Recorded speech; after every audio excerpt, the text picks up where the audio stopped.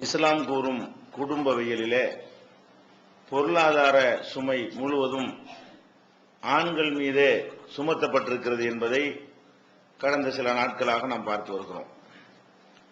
அனைத்து செலவுகளுக்கும் பொறுப்பேற்றிருக்கக்கூடிய ஆண்கள் நம்முடைய சமூக அமைப்பிலே திருமணத்தை ஒரு வியாபார பொருளாகவே மாற்றியிருக்கிறார்கள். திருமணம் செய்வதாக இருந்தால் அதனுடைய ஆரம்பத்தில் இருந்தே ஆண்கள் பெண்களிடத்தில் வரதட்சணை என்கிற பெயர்ல, சீர்வரிசை என்ற பெயர்ல, அன்பளிப்புகள் என்ற பெயர்ல, விருந்துகள் என்ற பெயர்ல பலவிதமாக பெண் வீட்டாரை சுரண்டக்கூடிய காட்சியை நம்ம பார்க்கிறோம். திருமணத்திற்கு பிறகு கூட அதை தொடர்ச்சியாக ஏதாவது ஒரு காரணத்தை சொல்லிக்கொண்டு குறிப்பிட்ட நாள் வந்துவிட்டது என்று சொன்னால் இந்த நாளுக்கு உள்ள சீர் எங்க என்று கேட்கக்கூடியது, ஒரு குழந்தை பிறந்து விட்டது என்று சொன்னால் அதை காரணம் காட்டி திரும்பவும் பெண் வீட்டாரிடத்தில் அவர்கள் பொருளாதாரத்தை கேட்பது என்பதெல்லாம் சர்வ சாதாரணமாக இருப்பதை பார்க்கிறோம்.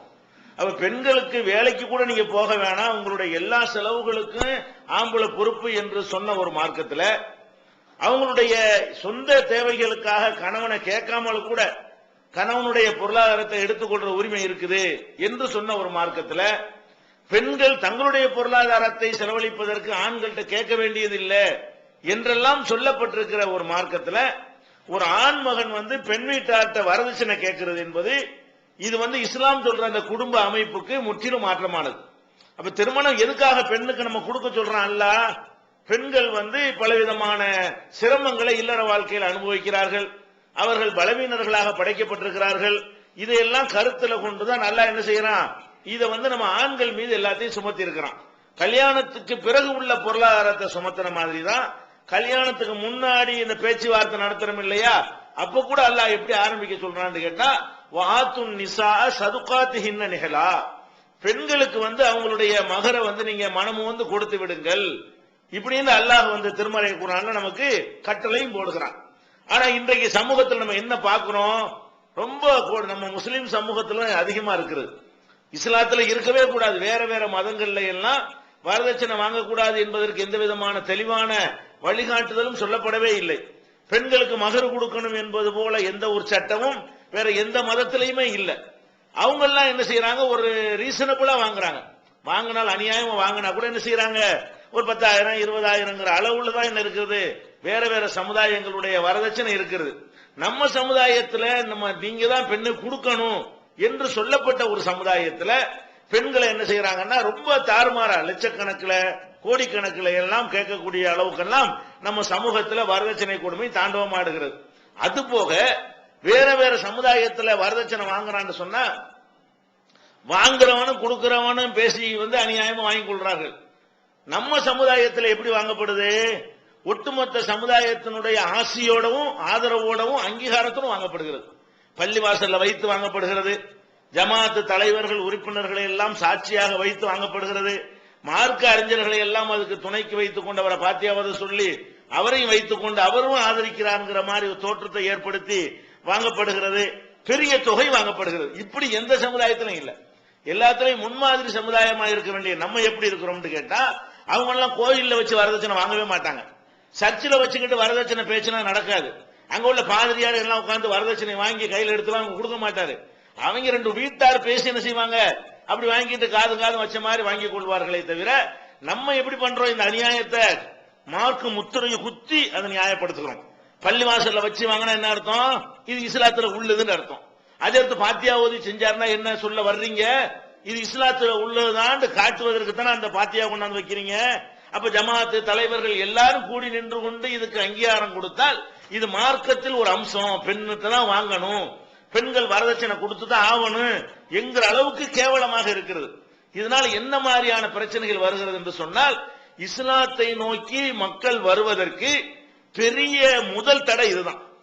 இஸ்லாத்துல உள்ள ஏகத்துவ கொள்கை அவங்களுக்கு பிடித்திருக்கிறது. இஸ்லாத்துல வணக்க முறை இருக்குல்ல, இந்த மாதிரி எங்கேயுமே வணக்கம் இருக்காது. அவ்வளவு சுத்தமா அவ்வளவு டீசெண்டா ஒரு சின்சியாரிட்டியான ஒரு வணக்கம் இருக்குதுல்ல, இதெல்லாம் வேற வேற மார்க்கங்கள்லாம் இருக்காது. இதெல்லாம் பார்க்கிறாங்க, உங்களுக்கு பிடித்திருக்கிறது, ஒழுக்கம் பிடித்திருக்கிறது, கடவுள் கொள்கை பிடித்திருக்கிறது, மூட நம்பிக்கை இல்லாம இருக்கிறது பிடித்திருக்கிறது. அவங்களுக்கு பிடிக்காத ஒரே மேட்ரு என்ன, நம்ம இஸ்லாத்துக்கு போனோம்னு சொன்னா நம்ம பொண்ணை கல்யாணம் பண்ணி கொடுக்க முடியாது. ஒரே பஞ்சாயத்து. இஸ்லாத்துக்கு வரவதற்கு ஏன் தயங்குறாங்க? இஸ்லாத்துல சேர்ந்த காஸ்ட்லியான மார்க்கமா இருக்கு, நமக்கெல்லாம் கட்டுப்படி ஆகாதுங்கிறான். பிற சமுதாயத்து மக்கள் எப்படி கருத்து வச்சிருக்கிறான்னு கேட்டா, இஸ்லாம் நமக்கு முடியாது. நம்ம சமுதாயத்துலனா ஒரு 5000 ரூபாய் 10,000 ரூபாய் வரதட்சணை கொடுத்து கல்யாணம் பண்ணிடுவோம். நம்ம முஸ்லிமா மாறணும்னு சொன்னா 2 லட்சம் ரூபாய் கேட்பாங்க, நம்ம எங்க போறது? இந்த அளவுக்கு பயப்படுறான்.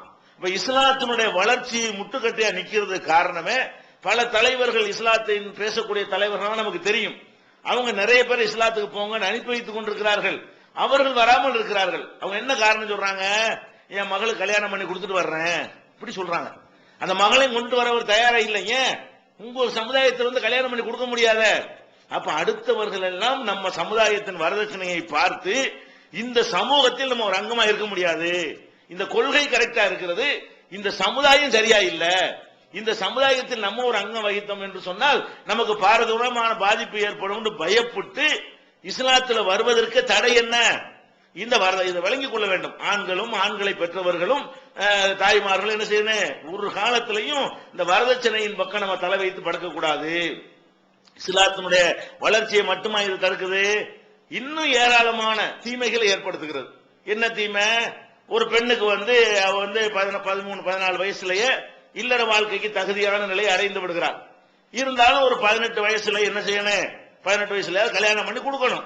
ஒரு 20 வயசுக்குள்ளையாவது அந்த கல்யாணம் நடந்துடணும். அப்பதான் அவங்களுக்கு இயற்கையாகவே நல்லது, ஆரோக்கியமானது, பல விஷயங்களுக்கு சிறந்தது என்று சொல்கிறார்கள்.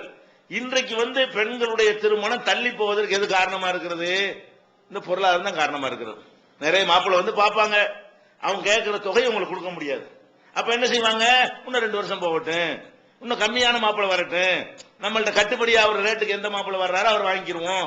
இப்படியே காத்து கொண்டிருந்தால் கட்டுப்படி ஆகிறதோட அதிகமா தான் வர்றான். அடுத்து வர்ற மாப்பிள்ளை இன்னொரு 2 லட்சம் ரூபாய் சேர்த்தான் கேட்கறான், இன்னொரு 10,000 ரூபாய் அதிகமா தான் கேட்கறான். அப்ப இந்த மாதிரியாக வர்ற காரணத்தினால பெண்களுடைய திருமணம் அளவுக்கு அதிகமா தள்ளி போகுது. ஒரு வயசுக்கு மேல காலமெல்லாம் ரொம்ப கெட்டு கிடக்கிறது. பலவிதமான உணர்வுகள் தூண்டப்படக்கூடிய வகையில தொலைக்காட்சிகளா இருந்தாலும், பத்திரிகைகளா இருந்தாலும், புத்தகங்களா இருந்தாலும், சாதாரண ஒரு வானொலியை கேட்பதாக இருந்தாலும் எல்லாமே ஒரு உணர்வை தூண்டக்கூடிய வகையில் இன்னைக்கு மாறிவிட்டது. எதுலையுமே நல்ல கருத்துக்கள்லாம் வருவதில்லை. மனிதன் அறிவுபூர்வமா சிந்திக்க செய்யறது, அவனை எஜுகேட் பண்ணக்கூடிய செய்திகள் எல்லாம் ரொம்ப ரொம்ப லட்சத்துல ஒன்றுங்கிற கணக்கு கூட இல்ல. அவ்வளவு மோசமாக இருக்கிற ஒரு காலத்துல திருமணம் தள்ளி போறது நல்லதா? பல வருடங்களுக்கு அப்படி திருமணம் தள்ளி போனால் அந்த மாதிரியான திருமணம் தேவை என்கிற உணர்வுக்கு வரக்கூடிய அந்த பருவத்தில் உள்ளவர்கள் என்ன விளைவை சந்திப்பார்கள்? அப்ப ஒழுக்கக்கேடாக போவதற்கு தூண்டும். நம்ம தகப்பனுக்கு இந்த சமுதாயத்தில் வைத்து கல்யாணம் பண்ணி தர முடியாது அப்படி ஒரு பெண்ணு நினைப்பா. என்னப்பா, நம்ம அப்பனுக்கு கல்யாணம் பண்ணி தர முடியுமா இந்த சமுதாயத்திலயா? இந்த சமுதாயத்தில் லட்சக்கணக்கான ரூபாய்க்கு எங்க அப்பா எங்க போவாரு? அவர் சாப்பாடுக்கு கஷ்டப்படுறாரு, சும்மா சிரமப்படுறாரு, எனக்கே தெரியுது. ஒரு பெண்ணு யோசிப்படா இல்லையா? என் தகப்பனுடைய சம்பாத்தியத்தை கொண்டு எனக்கு சோறு தான் போட முடியும், அதுக்கு மேல இவங்க கேட்கக்கூடிய நகைகளோ பொருளாதாரத்தையோ கொடுக்க இயலாதுன்னு தெரிகிறது.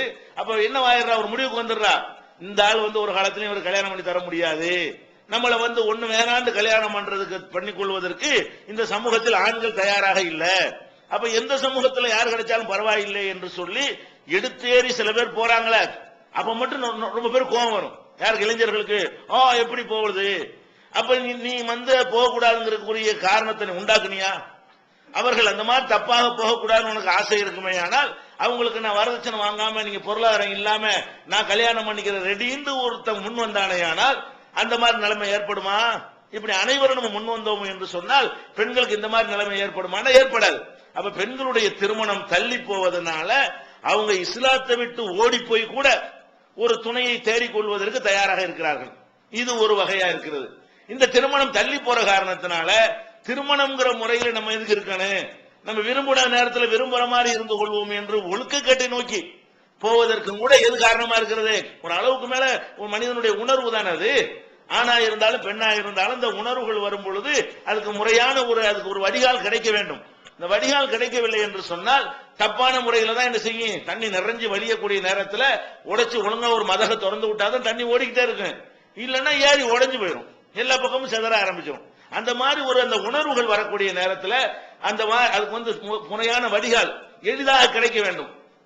அப்ப ஒழுக்கக்கேட்டில் போவதற்கு இது காரணமாக இருக்கிறது. அதே மாதிரி நம்ம பார்க்கிறோம், பெண்கள் இளம் பெண்கள் தற்கொலை செய்யறது ரொம்ப அதிகரித்திருக்கிறது. இந்த தற்கொலைக்கெல்லாம் என்ன காரணம்? வெளியில வந்து கேவலமாயிருந்து பயந்து கொண்டு பொய் காரணம் சொல்றாங்க. வைத்த வலியினால் என் புள்ள தற்கொலை செஞ்சுக்கிட்டான்னு சொல்லுவாங்க. வைத்த வலிக்கு யாராவது தற்கொலை பண்ணுவானா? வைத்த வலிங்கிறது சும்மா சாதாரண ஒரு மேற்றது. அது வைத்தியம் செய்யக்கூடிய ஒரு நோய் தானே தவிர எய்ட்ஸ் மாதிரி மருத்துவமே கண்டுபிடிக்கப்படாத நோயாது. வைத்த வலி வந்தா வைத்தியம் பார்த்தா என்ன செஞ்சுறேன், அது வந்து சரியா போயிட போகுது. இதுக்காண்டி ஒருத்தி தற்கொலையா பண்ணுவா? அவளுக்கு இல்லற வாழ்க்கை கிடைக்காதுன்னு தெரிஞ்ச பிறகு நம்ம தகப்பனுக்கு நம்ம ஏன் பாரமா இருக்கணும்? 20 வயசு பாக்குறா, 18க்கு பாக்குறா, கல்யாணம் ஆகல, 20 ஆச்சு கல்யாணம் ஆகல, 25 ஆச்சு கல்யாணம் ஆகல. அவ தெரிஞ்சுட்டா 25க்கு மேல என்ன வர போறாங்க, சரி இனிமே நம்ம கல்யாணம் கிடையாது, ஒரு அளவுக்கு தானே எதிர்பார்ப்போம். அதுக்கு மேல வயசு போனா அந்த கவர்ச்சி அழகெல்லாம் குறைந்து போகுமா இல்லையா? அவன் மனிதன் அது மாதிரி எதிர்பார்க்க மாட்டான்ல. கல்யாணத்துக்கு பொண்ணு பார்க்கும் பொழுது என்ன செய்யறான், ஒரு குறிப்பிட்ட ஏஜ்ல இருந்தா தான் நல்லதுன்னு நினைக்கிறான். அப்ப அந்த மாதிரி பெண்கள் என்ன செய்யறாங்கன்னா, மன வாழ்க்கை கிடைக்கவில்லை என்ற காரணத்திற்காகத்தான் அவங்க வந்து தற்கொலையை செய்து கொள்கிறார்கள். அப்ப நம்ம யோசித்து பார்க்க வேண்டும். பெண்கள்கிட்ட போய் வரதட்சணை கேட்டோம் என்றால் அவங்களுடைய தற்கொலை செய்வதற்கு நம்ம பொறுப்பா, அந்த பாவத்தில் நம்ம பங்கு வரும், நம்ம எல்லாருக்கும் வரும். யாரெல்லாம் இதுக்கு ஆதரவா இருக்கிறோமோ, வாங்கக்கூடியவர்களா இருக்கிறோமோ, நியாயப்படுத்தவர்களா இருக்கிறோமோ, அவங்களுடைய தற்கொலையில் நமக்கு ஒரு சின்ன பங்கு என்ன செய்யும், வந்து கொண்டே இருக்கும். அவங்க ஏதாவது தவறான நடத்தையில் ஈடுபட்டார்களே ஆனால் அது ஈடுபடுவதற்கு காரணமா நம்மளும் இருக்கும்ல. நம்ம எல்லாரும் சேர்ந்து அந்த வரதட்சணையை ஆதரிக்கிறதுனால தானே இப்படி நடக்கிறது என்ற வகையில் நம்ம காரணமாக இருந்த வகையில அதுலயும் நமக்கு ஒரு பங்கு கிடைக்கத்தான் செய்யும். அதே மாதிரி இஸ்லாத்தை விட்டு ஓடி போய் எவங்க கிடைச்சாலும் பரவாயில்லை என்ற அளவுக்கு சிலர் வருகிறார்களே, மதத்தை விட்டே அவங்க போறாங்களே, அந்த மாதிரியான ஒரு முர்த்தத்தாக ஒரு காபிராக மாறி போவதற்குள்ள கூட நமக்கு ஒரு பங்கு இருக்கிறது.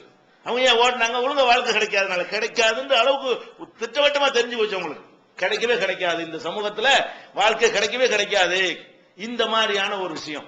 அதுக்கடுத்து என்ன நடக்கிறது, இதெல்லாம் மீறி ரொம்ப கண்ட்ரோலாவும் இறை பக்தியிலையும் இருக்கக்கூடியவங்களா இருந்தாங்கன்னு வைங்க, அம்மா அப்படிலாம் போயிடக்கூடாது, தற்கொலையும் பண்ணிடக்கூடாது, கெட்டும் போயிடக்கூடாது அப்படின்னு இருக்கிறவங்களா இருந்தால் அவங்க அதே நேரத்தில் உணர்வுகளும் வருமா, இது எங்க கொண்டே விடும்னா மனநோயில அவங்களுக்கு ஆளாக்கணும். ஓரளவுக்கு மேல கண்ட்ரோல் பண்ண முடியாம என்ன செய்யறேன், அவங்க கரெக்டா நடக்கும், அப்படி மனநோயாளியாகி மெண்டல் ஆயிடுவாங்க. ஒரு பேய் பிடிக்கலாம் சொல்றாங்க இல்லையா, இந்த பேய் பிடிக்கிறதெல்லாம் பேயின்னு கிடையாது மார்க்கத்துல, இது ஒரு மனநோய். ஒரு விதமான பாதிப்பு ஏற்படும், என்ன செய்யும், ஒன்னு செய்ய ஆரம்பிச்சிருவாங்க, அதுக்கு வந்து ட்ரீட்மெண்ட் எடுக்கிற அளவுக்கு போயிடும். இப்ப மனநோய்க்கு ஆளாகிற காட்சியை பார்க்கிறோம். அதே மாதிரி என்ன செய்யறான், ஒரு தகப்பனா இருக்கிறவங்க கூட அவனுக்கு பொம்பளை பிள்ளை பிறந்தவன முதல்ல பிறந்த பிறகுதான் தெரியும். இப்ப கருவுல இருக்கும்போது தெரிஞ்சுக்கிற முடியும், ஸ்கேன் பண்ணி பார்த்து. இதுக்கு ஸ்பெஷலாவே ஸ்கேன் பண்றாங்க. மத்திய அரசாங்கம் வந்து ஆனா பெண்ணாண்டு கண்டுபிடிக்கிறதுக்கு ஸ்கேன் பண்ணக்கூடாதுன்னு தடையெல்லாம் போடுற அளவுக்கு இருக்கு நிலைமை. ஏன் அந்த தடை போடுறான், ஆனா பெண்ணாண்டு தெரிஞ்சுக்கிறதுக்கு மட்டும் அதை பயன்படுத்தாம அழிக்கிறதுக்கு பயன்படுத்தலாம். ஆனா பெண்ணாண்டு தெரிஞ்சுக்கிட்டு சரின்னு போனா அது ஒரு கணக்கு. இப்ப ஸ்கேன் பண்ணி பாக்குறவன் எதுக்கு ஸ்கேன் பண்றான், ஆம்பளை பிள்ளைன்னா கருவுல வளர்ப்போம், பொம்பளை பிள்ளைன்னு சொன்னா கருவுல வச்சு கலைச்சு விடுவோம் என்பதற்காக வேண்டி ஸ்கேன் பண்ணி பார்த்து பெண் குழந்தை என்ற உன கருவுல வச்சு என்ன செய்யறான், அழிக்கிறான். இது முஸ்லீம்ல உள்ளவனும் செய்யறான், முஸ்லீம் அல்லாதவனும் செய்யறான். அப்ப இந்த கருவுல அழிக்கிறதுக்கு என்ன காரணம், இந்த வரதட்சணை தான் காரணம். இந்த பிள்ளை பெத்தெடுத்தோம்னு சொன்னா நம்முடைய வருமானத்தை கொண்டு இதை என்ன செய்ய முடியாது, கரை சேர்க்க முடியாது, நம்ம சமூகத்தில் அதை விட மாட்டாங்க, அவ்வளவுக்கு நம்ம வந்து திரட்டுறதுக்கு நம்மகிட்ட சக்தி இல்லை, நம்முடைய பொருளாதாரம் இல்ல. இது வயசுக்கு வந்து இது கல்யாணம் பண்ணி கொடுக்கும்போது எவ்வளவு கேட்பாங்க, இப்ப 5 லட்சம் கேட்கறாங்க, அப்ப 40 லட்சம் அப்ப நம்ம என்ன நினைப்பானா இல்லையா? இப்ப 5 லட்சம் கேட்டானா இந்த குழந்தை 18 வயசுக்கு வரும்போது எத்தனை லட்சம் கேட்பான், இப்படின்னு அவன் பயந்து போற நேரத்தில் என்ன பண்றான், வேணாம் எதுக்கு 18 வருஷம் நம்ம கண்ணீர் விடணும், ஒரு நாள் சாவடிச்சுட்டு ஒரு நாள் கவலை முடிஞ்சு போயிரும்ல. 18 வருஷம் பார்த்து பார்த்து கவலைப்படுறதுக்கு பதிலா ஒரு நாள்ல கதை முடிஞ்சு போயிருமா, அன்னைக்கு ஒரு நாள் செத்து போற அன்னைக்கு கவலை வரும், அவ்வளவுதானே. இதுனா என்னவா இருக்கு, அது வளர வளர வளர வளர கவலை தான் அதிகமா. சில பேர் வந்து குழந்தை பிறந்தவனையும் அதுக்குன்னு ஒரு கணக்கு போட்டு சேர்க்க ஆரம்பிக்கிறாங்க. அப்படி இருக்கு அநியாயம் பண்றாங்களே, பொம்பளை பிள்ளை பிறந்தவனே அதுக்கு ஒரு சேமிப்பு போடு அப்படிங்கிற அளவுல இருக்குது. அது மாதிரி இந்த இதை விட என்ன, இதெல்லாம் யோசிச்சு பார்க்கணுமா இல்லையா? இந்த கருக்கலைப்பு செய்யுது, பெண் குழந்தைகளை கொள்றான, மக்கா காபீர் செஞ்சது இப்ப செய்யறான். அவன் வேற காரணத்தை செஞ்சான், அவன் வரதட்சணைக்காக செய்யல. அந்த சமூகத்தில் வரதட்சணை கிடையாது. ஜாகில்கள் காலத்துல என்ன இல்ல, வரதட்சணை இல்ல. அரபு நாட்டுல ரசூல் ஸல்லல்லாஹு அலைஹி வஸல்லம் வந்துதான் வரதட்சணை ஒழிக்கல. ஜாகிலா இருந்த காலத்திலேயே அந்த மக்கள் வந்து மகர் கொடுத்தா கல்யாணம் பண்ணினார்கள். அந்த சமூகத்துல வரதட்சணைங்கிறது ஒரு காலத்துல இருந்தது இல்ல. அப்படி சமூகத்திலே பொம்பளை என்ன செஞ்சான், கொலை பண்ணான். இப்ப அவனுக்கு வந்து கொலை பண்ணதுல வந்து ஒரு காரணமே இல்லாம செஞ்சான். இங்க வந்து அந்த கொலை பண்ற காரணத்தை உண்டாக்கி கொடுக்குறான். ஏன் வரதட்சணை கொடுக்க முடியாது அந்த பயத்தினால கொள்றான். அப்ப அதுக்கு அல்ல கேட்போம், இதல் மஊதத்து சுயிலத் பி ஐயி தம்பின் குத்திலத், என்ன பாவத்திற்காக இந்த பெண் குழந்தை கொல்லப்பட்டால் என்று மறுமையில விசாரிக்கப்படும். இந்த கருவோட குழந்தைய கொண்டா விட்டுற மாட்டேன், அனைத்தையும் அக்குவேர் ஆணிவர நான் விசாரிப்பேன் அல்லா குர்ஆன்ல சொல்றான். அப்ப ஏன் இந்த பிள்ளைய கொன்றேன் அம்மாவை கேட்பான்ல, அப்பனை கேட்பான்ல, அவங்க என்ன சொல்லுவாங்க? அவங்க தப்பிக்க மாட்டாங்க. என்ன பதில் சொன்னாலும் அதுக்குரிய தண்டனை அனுபவிப்பாங்க. என்ன பதில் சொல்லுவாங்க? இறைவா இந்த கல்யாணம் பண்ணி கொடுக்க முடியாது, சமூகம் ரொம்ப அநியாயம் பண்ணிட்டு இருந்துச்சு, அப்ப இவங்க எல்லாம் காரணம்னு சொல்லி நம்மளையும் கோத்து விட்டுரும்ல. அவங்க 2 பேரும் கொடுக்குற தண்டனை என்ன செய்யும்? நம்மளையும் சேர்த்து இழுத்து பிடிச்சிக்கிறோம். அப்ப அந்த தாய் தந்தையரோட சேர்ந்து நமக்கு என்ன செய்யும்? அந்த அளவுக்கு இல்லாட்டாலும் ஒரு பங்கு நீ காரணமா இருந்தாய். அப்ப இந்த வரதட்சணைங்கிற தீமை சாதாரண தீமை கிடையாது. இன்னும் சொல்ல போனா ஆம்பளைகளுடைய திருமண வாழ்க்கை லேட் ஆகுறதுக்கு இது காரணமா இருக்கிறது. ஒரு பொம்பளை பிள்ளை இருக்குன்னு வைங்களேன், அந்த வீட்டுல ஒரு பையன் இருக்கான்னு வைங்களேன், இத கல்யாணம் பண்ணி கொடுத்துருத்தாண்டா உனக்கு கல்யாணம்ன்றாங்க. இருக்கா இல்லையா? அத கல்யாணம் பண்ணி கொடுக்குறான் என்னவாகனு? காசுல மேட்டரா இருக்குது. மாப்பிள்ளைய கட்டு கல்யாணம் பண்ணா முடியாது. அப்ப என்னவாக? அதுக்கு 18 வயசு ஆகுமா? எவ்வளவு கேட்பான்? 5 லட்சம் ரூபாய் கேட்பான். வீட்டுல ஒண்ணுமே இருக்காது. நீ வெளிநாடு போய் சம்பாரிச்சிட்டு வா, அடுத்த சபர்ல பாத்துக்கிடுவோம், நீ ரூபாய் அனுப்பு, 5 லட்சம் ரூபாய் சேர்ந்து கல்யாணம் பண்ணி கொடுத்தோம்னா உனக்கு அப்புறம் பண்ணுவோம். அவன் கட்டு நாசமா போறான். அவனுக்கு வயசுல கல்யாணம் பண்ணி கொடுக்காதனால இந்த பொண்ணை காரணம் காட்டி அவன் 30 வயசு 35 வயசு வரைக்கும் எத்தனை பேர் கல்யாணம் பண்ணாம இருக்கான். என்னடான்னு கேட்டா 4 தங்கச்சி இருக்கு, ஒண்ணுக்கு தான் ஒண்ணு முடிச்சிருக்கணும், 3 முடியணுங்கிறான். அப்ப 3ஐயும் முடிச்சு இவன் எத்தனை வயசுல கல்யாணம் பண்ண போறான்? ரிட்டையர்டு வயசுலயா? இல்லன்னு சொல்ல இயலுமா இதெல்லாம் சமூகத்துல? அப்ப ஆண்கள் மீது ஏராளமான சுமை இதுக்கு அவனு சுமத்தப்படுற காரணத்தினால அவனுடைய திருமணமும் தள்ளி போய் கொண்டிருக்கிறது. அவன் உரிய நேரத்தில் சந்தோஷமா இருந்தா தானே அவனுக்கு ஒரு வாரிசு உரிய நேரத்தில் உண்டாகும். லேட் கல்யாணம் எவ்வளவு பெரிய இடைஞ்சல், எவ்வளவு பெரிய கெடுதல் யோசிக்கணுமா இல்லையா? நம்ம ஒரு கல்யாணம் பண்றோம் என்று சொன்னால் நம்ம ஒரு பிள்ளையை பெற்றா அந்த பிள்ளையின் மீது பாசத்தை ஊட்டி வளர்த்து அதை படிக்க வச்சு ஆளாக்குறதா இருந்தா நம்ம திடகாத்திரமா இருந்தா தான் முடியும். நம்மளே 45 வயசுக்கு பிள்ளையை பத்தின்னு சொன்னா அது காலேஜ் சேர்க்கும்போது நீ 60 வயசு கிழவனா போயிருவ. நீ என்னத்தை போய் வளர்க்க போற? அது என்னத்தை செய்ய ஒண்ணும் செய்ய முடியாது. அவன் சம்பாதிக்கும் போது செத்து போயிருவ. உன்னை கவனிப்பானா? அவன் படிச்சு போட்டு வேலைக்கு போயிட்டு வரும்போது நீ மோதா போயிருப்ப. அப்போ ஒரு உரிய வயசுல கல்யாணம் பண்ணோம்னு சொன்னா அந்த பையனை நம்ம வளர்ப்போம், நல்ல கல்வியை கொடுப்போம், அதை வளர்ப்பதில் சந்தோஷப்படுவோம். அப்புறம் நமக்கு முடியாம வீட்டுல உட்கார்ந்து இருக்கும் போது அவன் நமக்கு சம்பாரிச்சு போடுவான். இவ்வளவு விஷயங்கள் இருக்க. நீங்க 40 வயசு கல்யாணம்லாம் சாதாரணமா பெண்களுக்கு ஆண்களுக்கு நடக்குதுன்னா அது எப்படி அவங்களால அந்த வாரிசுகளை கொண்டு என்ன சந்தோஷம் அடைய முடியும்? அந்த வாரிசுகளால் அவங்களுக்கு என்ன நன்மை கிடைக்க முடியும்? இப்படி குர்ஆன் ஹதீஸ் ஆராய்ச்சி இல்லாட்ட கூட இப்படி கூட சிந்திக்க கூடாதா? அப்ப இவ்வளவு பெரிய அநியாயங்களை எது ஏற்படுத்துகிறது? இந்த வரதட்சணைங்கிறது ஏற்படுது. இதெல்லாம் பிச்சை எடுக்க போறோம். இந்த வரதட்சணைங்கிறது எவன்ட்டே அந்த சக்தி கிடையாது. பிச்சைக்காரனா இருந்தா கூட அவனே என்ன செய்யறான்? 5 லட்சம் ரூபான்னு கேட்கறான், 2 லட்சம் ரூபாய் போட்டுக்கிறேன்னு 2 லட்சம் ரூபாய்க்கு ரெடிங்கிறான். எப்படா தைரியமா கொடுக்குற? பிச்சை வாங்கி கொடுத்துருவான்லங்கிறான். அவன்கிட்ட 2 லட்சம் ரூபாய் கொடுக்கறதுக்கு எந்த கெப்பாசிட்டியும் கிடையாது. அந்த மாதிரி உள்ள ஒருத்தன் என்ன செய்யறான்? மாப்பிள்ளை வீட்டுக்காரன் கேட்டவன ஒரு வசதியும் இல்லாம ஒரு சோர்ஸும் இல்லாம சரின்னு ஒப்புக்கொள்றான். ஒப்புக்கொண்டு ஜமாத்துல ஒரு கடிதத்தை வாங்குறான், ஊரா போறான். பள்ளிவாசல்ல ஜும்மா தொழுது பார்த்தா இப்படி இதுக்கு எந்திரிக்கிறோம். எல்லா பள்ளியிலும் நீங்க பார்க்கலாம். வெள்ளிக்கிழமை ஜும்மா தொழுது முடிச்சோம்னா குமராளி வந்திருக்கேன்னு ஒருத்தன் என்ன செய்யறான்? 4 குமராளி வந்திருக்கிறேன், உங்களால ஏன்டா உதவியை செய்யுங்க. இப்படி ஒருத்தன் கேட்கிற எவ்வளவு பெரிய விஷயம், கேவலம். ஒரு மனிதனுடைய தன்மானத்துக்கு எவ்வளவு பெரிய சவால் இது. இப்படிலாம் வாங்கிட்டு வந்து அந்த பணத்தை வாங்குறதுக்கு மானம் கட்டம் பாருங்க. மாமனார வருங்கால மாமனார பிச்சை எடுக்க வைக்கிறான. இது எவ்வளவு பெரிய கேவலம். அந்த பணத்தை நம்ம வாங்குறோம்னு யோசிச்சு பார்க்க வேணாம்? நோட்டா அடிக்கிறான். நீ பணம் கேட்கிறே, பணம் தரக்கூடிய நிலையில் அவன் இருக்கிறானா? அவன் பிச்சை எடுத்தான் தர்றான். 90% மக்கள் வரதட்சணைக்காக வேண்டி வீடு விடாத ஏறி இறங்குகிறார்கள், பிச்சை எடுக்கிறார்கள். பிச்சை எடுக்கிறவன மறுமை நாளால எப்படி எழுப்புவான்? முகத்தில் இறைச்சி இல்லாதவனாக எலும்பு கூடாக எழுப்புவான்னு சொல்ற அளவுக்கு கண்டிக்கப்பட்டிருக்கிற ஒரு மார்க்கத்துல அவ்வளவு பேரும் பிச்சை எடுக்க விட்டுறானுங்க. இவன் ஆம்பளை பொண்ணை பெற்ற காரணத்துக்காக பிச்சை எடுக்கணுமா? எந்த கோயில்லையாவது பூஜை முடிஞ்சவன குமராளி வந்திருக்கன்னு சொல்லி பார்த்திருக்கிறீங்களா? வேண்டாம், கோயில் வாசல் நின்று பாருங்க, செக் பண்ணி பாருங்க. எந்த சர்ச்சில் இது மாதிரி பார்க்க முடியுமா? பள்ளிவாசல்ல பார்க்க முடிகிறது. அப்ப இந்த வரதட்சணைங்கிறது பயங்கரமான ஒரு பாரதூரமான ஒரு கொடுமையாக இருக்கிறது. பிற சமுதாய மக்கள்லாம் காரி துப்புற அளவுக்கு நம்ம சமுதாயம் இருக்கிறது. எல்லாத்திலையும் பெருமையா பேசுறோம். இந்த சமுதாயத்தில் உள்ள எந்த ஒரு காரியத்தை எவன் கேட்டாலும் நாங்க உங்களை விட நாங்க ஒருபடி மேலதான் சொல்றோம்ல. இந்த ஒண்ணுல சொல்ல முடியுதா?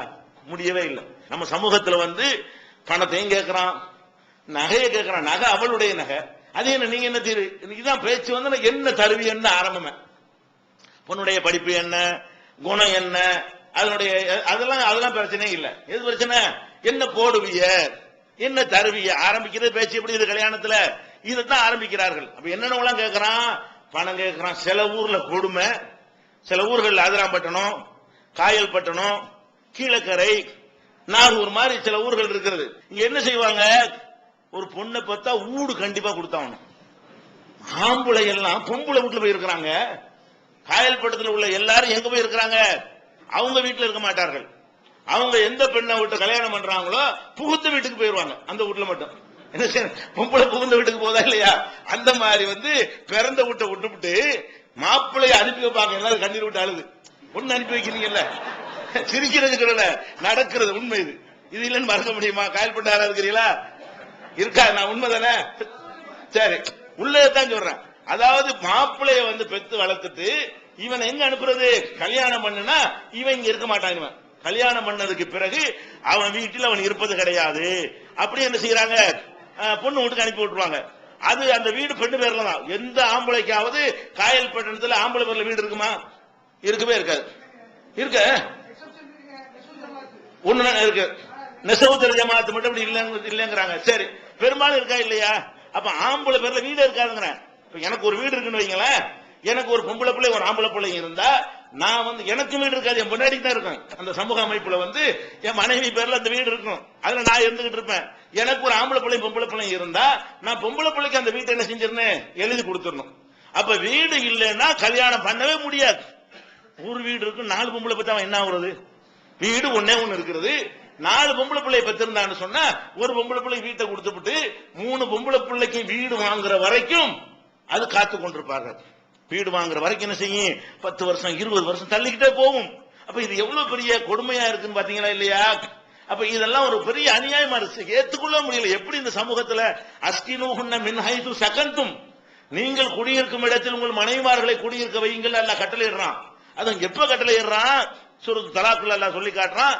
தலாக்கு சொன்ன பிறகு இத்தா இருக்கிறாங்களே அந்த கட்டத்தில் அல்லாஹ் சொல்றான். விவாகரத்து நடந்த உடனே, விவாகரத்துக்கு முன்னாடி எப்படி நீங்க பாத்துக்கிறேன், விவாகரத்து நடந்த உடனே வெளியேற்றாதீங்க. 3 மாசம் டைம் இருக்குதுல்ல, அதுக்குள்ள நீங்க மனம் மாறலாம், சேர்ந்து கொள்ற வாய்ப்பு இருக்கு. அதனால நீங்கள் எங்க இருக்கிறீர்களோ அங்கேயே அவர்களை குடியமர்த்து வையுங்கள் அல்லாஹ் குர்ஆன்ல கட்டளை எடுக்கிறான். அஸ்கினூஹுன்ன மின் ஹைது சகன்தும், நீங்கள் குடியிருக்கும் இடத்தில் அவர்களை குடியிருக்க வையுங்கள் விவாகரத்துக்கு பிறகு அப்படின்னு சொன்னா, அப்ப வாழும்போது எங்க குடியிருக்கணும்? நம்ம வீட்டுல மனைவி வந்திருக்கணும். அப்ப புருஷனுடைய வீட்டுல தான் மனைவி. இது பெரிய தவறு தானே. இது என்ன நீங்க பார்க்க மாட்டேங்கிறீங்கன்னா, ஒரு பெண்ணை பெற்றவனுக்கு இது எப்படி சாத்தியமாகும்? 2 பெண்ணை 3 பெண்ணை பெற்ற அவனுடைய நிலைமை என்ன? அந்த பெண்களுடைய நிலைமை என்ன? இது மாதிரி ஒரு சமூகம் இருக்குன்னு சொன்னா அந்த சமூகத்தை பற்றி மற்றவர்களுடைய பார்வை என்ன? இதுக்கெல்லாம் மறுமையில் அல்லாஹ்வுடைய பார்வை எப்படி இருக்கும்? இதெல்லாம் யோசிக்கணுமா இல்லையா? இப்படி இல்லாம ரொம்ப சர்வ சாதாரணமா என்ன செய்யறது? இந்த பொருளாதாரத்துக்கு பொறுப்பேற்றுக் கொண்ட ஒரு ஆம்பளை பொம்பளையாக மாறி இருக்கிற காட்சியை பார்க்கிறோம். இன்னும் போக போக இப்ப சொல்றாங்க விஞ்ஞான இப்ப கண்டுபிடிச்சு என்ன சொல்றான், இன்னும் கொஞ்சம் 1 லட்சம் வருஷத்துல எல்லாம் ஆம்பளைன்னு ஒருத்தர் இருக்க மாட்டானா. 1 லட்சம் வருஷம் ஆனிச்சுன்னு சொன்னா அந்த அளவு கொஞ்சம் கொஞ்சமா குறைஞ்சிட்டு வருது. ஏன் குறையுது? ஆண்கள்கிட்ட ஒய் குரோமோசோம் உற்பத்தி குறைவாகி கொண்டே இருக்கிறது. அந்த ரேஷியோ எடுத்து பார்க்கறான். அப்ப ஒய் குரோமோசோம் ஆண்கள்கிட்ட 2000 எவ்வளவு இருந்துச்சு, 1200 எவ்வளவு இருந்துச்சு, 200ஆம் ஆண்டு 1400வது வருஷத்துல எவ்வளவு இருந்துச்சு, 1800 எவ்வளவு இருந்துச்சுன்னு பாத்துக்கிட்டே வர்றான். இப்ப 2000 பாக்குறான்னா பல மடங்கு சரிஞ்சிருக்கிறது. அதாவது ஆண்களுடைய உற்பத்தி குறைவா இருக்கிறது. ஒய் இருந்தா தான் ஆம்பளை ஆகும். அவனுடைய உயிரணுல XY குரோமோசோம்ல ஒய்யும் X இருந்தா தான், ஒய் இருந்தா தான் என்னவாங்க ஆம்பளை பிள்ளை பிறக்கும். எக்ஸா இருந்துச்சுன்னு சொன்னா ஆம்பளை பிள்ளை பிறக்காது. அப்ப ஆம்பளை பிள்ளை பிறக்கக்கூடிய அந்த ஒய் குரோமோசோம் பெரும்பாலும் குறைந்து கொண்டே வருகிறது. அப்படி வந்தால் என்னவாகும்? ஆம்பளை ஒரு ஜாதி இருக்காது. 1 லட்சம் வருஷத்துக்கு பிறகு என்ன இருக்காதுங்களா? 1 லட்சம் வருஷத்துக்கு பிறகு அறவே இருக்காது. ஆனா அதனுடைய விளைவு கொஞ்சம் கொஞ்சமா வரும்ல. ஒரு ஊர்ல வருஷத்துக்கு 10 ஆம்பளை குறைஞ்சா என்னவாகும்? 10 வருஷம் 100 ஆம்பளை குறைஞ்சிருவான, 100 பொம்பளை கூடி போயிருவாள. அப்ப 100 ஆம்பளைக்கு 200 பொம்பளை இருப்பாள. 100 ஆம்பளை இருக்கக்கூடிய ஊர்ல 200 பொம்பளை இருந்தா அப்ப இன்னும் பயமா இருக்கிறது. இவங்க சரிக்கு சரியா இருக்கிற காலத்துல இப்படி கொடுமைப்படுத்துறாங்களே. அப்ப அதிகமா பெண்கள் அதிகமாகி போய் ஆண்கள் ரொம்ப குறைஞ்சு போயிட்டா எவ்வளவு காப்பான்? பயமா இருக்கிறது. என்ன லெவலுக்கு ஆகும்? பயங்கரமான ஆபத்துகளை ஏற்படுத்திடும். அதனால இந்த வரதட்சணை என்பது என்ன செய்யணும்? அடியோட ஒழிக்கணும். இந்த வரதட்சணை என்ன பண்றான்னு கேட்டா, இந்த நகையை வாங்குறானா, காசையும் கேட்கிறானா, அதுக்கப்புறம் போய் பிச்சைக்கார மாதிரி என்ன செய்யறான்? எத்தனை பேருக்கு சோறு தருவி, சோறு கேட்கறான் பாருங்க. பொண்ணு விட்டுட்டு போய் நாங்க 200 ரூபாய் கூட்டிட்டு வருவோம், 500 ரூபாய் கூட்டிட்டு வருவோம் அப்படின்னு சொல்லிட்டு என்ன செய்யறான்? சோறு கல்யாணத்துக்கு முந்தைய கல்யாணத்துல இருந்து கேட்கிற அது வேற விஷயம். கல்யாணத்துக்கு முந்தையே பல பேச்சுகள் நடத்துவாங்கல்ல, அதை காரணம் காட்டிக்கிட்டு நாங்க எல்லாம் பேச வர்றோம், எத்தனை பேருக்கு சோறு தருவீங்கிறான். இதெல்லாம் சோறுன்னு சின்ன விஷயமா இருக்கிறது. ஒரு ஆளுக்கு சாப்பாடுன்னா சாதாரண பிச்சைக்காரன் பொறுமை போட முடியுமா? ஒரு ஆளுக்கு 300 ரூபாய்க்கு குறையாம சாப்பாடு போட முடியாது. அப்புறம் கல்யாணம் பண்ணின பிறகு என்ன செய்வான்? நண்பர்களுக்கு விருந்துன்னு வையுமா? அந்த வீட்டுல உட்காந்துக்கிட்ட இவன் வைக்காம நண்பர்களுக்கு விருந்துன்னு வைக்கிறான். சம்பந்தி கலப்பு, சம்பந்தி கலப்புன்னு சொல்லிட்டு இங்க கலக்க வேண்டிய அங்க போய் கலக்கணுமா? சம்பந்தி கலப்புங்கிறது எப்படி இருக்குன்னு பொண்ணு வீட்டுல உட்கார்ந்துகிட்டு என்ன செய்யறான்? 40 நாள் இருப்பான்ல, அந்த நேரத்துல சம்பந்தி கலப்புன்னு அங்கே ஒரு விருந்தை உண்டாக்கி சம்பந்தி கலக்கிறாங்களாம். நீங்க போய் அங்க போய் கலக்க வேண்டியதானே? ஆம்பளை வீட்டுல சோறத்தை கொடுத்து பொண்ணு கொடுக்கலாம்ல. இப்படி எல்லாம் இருக்கிற ஒரு காட்சியை பாக்குறோம். அதுக்கடுத்து என்ன? பராத்து அதுக்கு ஒரு சீரு இல்ல, அது அவங்க ஆடி சீரு, தீபாவளி சீரு, பொங்கல் சீர்னு வச்சிருப்பாங்கல்ல. பெருநாளைக்கு சீர் எங்கிறான்? வாழை கொடுத்து விட்டு பொண்ணை கொடுத்துட்டு பேசாம இருக்க வேண்டியதானே? இவன் என்ன செய்யறான்? அந்த பெண்ணை காரணம் காட்டிக்கிட்டு நோம்பு பெருனா சீர் எங்க, ஹஜ்ஜி பெருனா சீர் எங்க, பராத்து சீர் எங்க, இப்படின்னு என்னென்ன விசேஷ நாள் மேராஜ் சீர் எங்கன்னு என்னத்தை உண்டாக்கி தொலைச்சிருக்காங்களோ அதெல்லாம் பிடிச்சுக்கிறான். மற்ற மதத்துல உள்ளதை காப்பி அடித்துக் கொண்டு நம்மள விசேஷ நாட்கள் எதுன்னு பார்த்து அதுக்கெல்லாம் தனியா என்ன செய்யறான்? கேட்கிறான். இதெல்லாம் ரொம்ப கொடூரமாக இஸ்லாமிய குடும்பமே கிடையாது. பேசிக் நம்ம சமூகத்தில் கல்யாணம் பண்ணி இஸ்லாமிய குடும்பத்தை உண்டாக்குறான அஸ்திவாரமே பாத்தில் இருக்கிறது, அஸ்திவாரமே அக்கிரமத்தில் இருக்கிறது, அஸ்திவாரமே அநியாயத்தில் ஆரம்பிக்கிறது என்பதை நம்ம புரிந்து கொள்கிறோம். பிள்ளைய பத்திர கூட்டிட்டு வர மாட்டேங்கிறான். ஏன்? பொம்பளை பிள்ளை பத்திரிக்கை 5 பவுன் போட்டாதான் கூட்டிட்டு போகணுங்கிறான். பொம்பளை பிள்ளைய கூட்டிட்டு போறதுக்கு அப்பங்காரன் தாய் வீட்டுல பிரசவத்தை அனுப்பி விட்டுறான். பிரசவ தாய் வீட்டுல அனுப்பலாம், அதனுடைய செலவுக்கு பொறுப்பாளி யாரு? புருஷன் தான் பொறுப்பாளி. ஏன்னா தாய் வீட்டுல இருக்கிறது சேஃப்டி தான், நல்லபடியா கவனித்துக் கொள்வார், அது தப்பு கிடையாது. ஆனால் என்ன பண்றான்? அந்த பிள்ளைய அழைச்சிட்டு போது வரமாட்டேங்கிறான். கல்யாணம் புள்ள பத்து 40 நாள் ஆயிரும், 1 மாசம் 2 மாசம் ஆயிரும், 3 மாசம் ஆகும், 4 மாசம் ஆகும். என்னடா கூப்பிடாம இருக்கிற?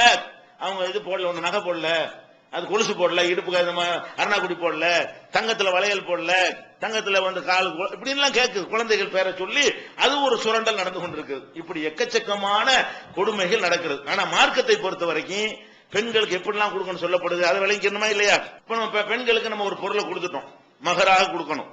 இந்த கொடுத்த மகரை திருப்பி வாங்காரு ஹலால் இல்லைங்கிறான்ல. எப்படிலாம் இந்த பெண்கள்கிட்ட இந்த பொருளாதார விஷயத்துல எவ்வளவு பெரிய சுதந்திரம் கொடுத்திருக்கான்னு கேட்டா 2வது அத்தியாயம் 229வது வசனத்துல வலா யஹில்லு லக்கும் அன் தாஹுது மிம்மா ஆதைதுமுஹுன்ன ஷையா, பெண்களுக்கு நீங்கள் மகரை கொடுத்தீர்களே ஆனால் அதுல எந்த ஒன்றையும் நீங்க திருப்பி வாங்கக்கூடாது, ஹலால் இல்லை, அதை நம்ம கொடுக்கணும் ஒரு கட்டளை தான். முதல்ல ஆத்துன்னிசா சதுகாத்தி ஹின்னனிகளா, பெண்களுக்கு அவங்களுடைய மகர் தொகையை மனமும் கொடுத்து விடுங்கள் அப்படின்னு சொல்லிவிட்டு, அப்படி கொடுத்தீங்கல்ல அதை நீங்க வாங்கினா அது ஹராமு.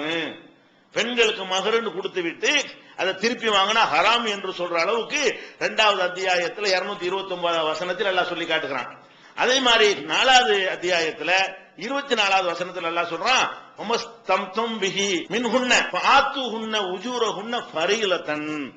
நீங்கள் எந்த பெண்களிடத்தில் இன்பம் அனுபவிக்கிறீர்களோ கல்யாணத்தின் மூலமாக அந்த பெண்களுக்கு அவங்களுடைய மகரை கட்டாய கடமை என்று கொடுத்து விடுங்கள். ஃபரீலத்தன்கிறான். தொழுகை எப்படி ஃபர்லோ, சும்மா கொடுக்கிற மகருங்கிறது எப்படி அல்லாஹ் குர்ஆன்ல சொல்லப்பட்டிருக்கிறது? கட்டாய கடமை. ஜக்காத் எப்படி கட்டாய கடமையோ, வசதி வாய்ப்பு உள்ளவர்களுக்கு ஹஜ்ஜி எப்படி கட்டாய கடமையோ, நோன்பு உடல்நிலை சரியா உள்ளவர்களுக்கு நோன்பு எப்படி கட்டாய கடமையோ, தொழுகை எப்படி கடமையோ, இன்னும் எத்தனையோ மார்க்கத்தில் ஃபர்லுன்னு சொல்லப்பட்ட விஷயங்கள் இருக்குல்ல, அந்த பட்டியல்ல அல்லாஹ் 4வது அத்தியாயம் 24வது வசனத்தில் சொல்கிறான், கட்டாய கடமை என்ற அடிப்படையில் நீங்கள் அவங்களுடைய மகரை கொடுத்து விடுங்கள். அப்ப நீ குடுன்னு சொல்லும் போது எப்படி நீ கேட்ப? ஒரு பெண்ணை திருமணம் முடிக்கிறதா இருந்தால் திருமணத்திற்கு பிறகு மட்டும் நீ அவளை சுமக்க கூடாது. திருமணத்துக்கு முன்னாடி என்ன செய்யுது? அவளுக்கு ஒரு தொகையை கொடுத்து ஒரு சொத்துக்கு சொந்தக்காரியா தான் வீட்டு கூட்டிட்டு போகணும். அவ கையில ஒரு கெப்பாசிட்டி இருக்கணும், சொத்து மூலதனம் இருக்க வேண்டும். அப்படி சொல்லக்கூடிய ஒரு மார்க்கம். அதே நேரத்தில் கல்யாணம்னா ஆன பிறகு 2 பேரும் சந்தோஷமா இருக்கும் பொழுது மகர் இதை வச்சு நான் என்ன நீங்களே செலவு பண்ணிக்கிறீங்கன்னு ஒருத்தி கொடுத்துட்டான்னு வைங்க, அப்படி மனமும் கொடுத்தால் தப்பு இல்லைன்னு நல்லா சேர்த்து சொல்றோம். அதே வசனத்தில் லாஜுனாக அழைக்கும் பீமா தராலைத்தும் பிஹி மிம்பாதில் ஃபரீலா, கட்டாய கடமையான மகரை பேசி முடிவு செய்த பிறகு நீங்களா மனமோந்து விட்டு கொடுத்து கொண்டீர்களே ஆனால் அது குற்றம் இல்லை. அந்த அளவுக்கு தான் மார்க்கத்தில் கொடுத்து விட வேண்டியது.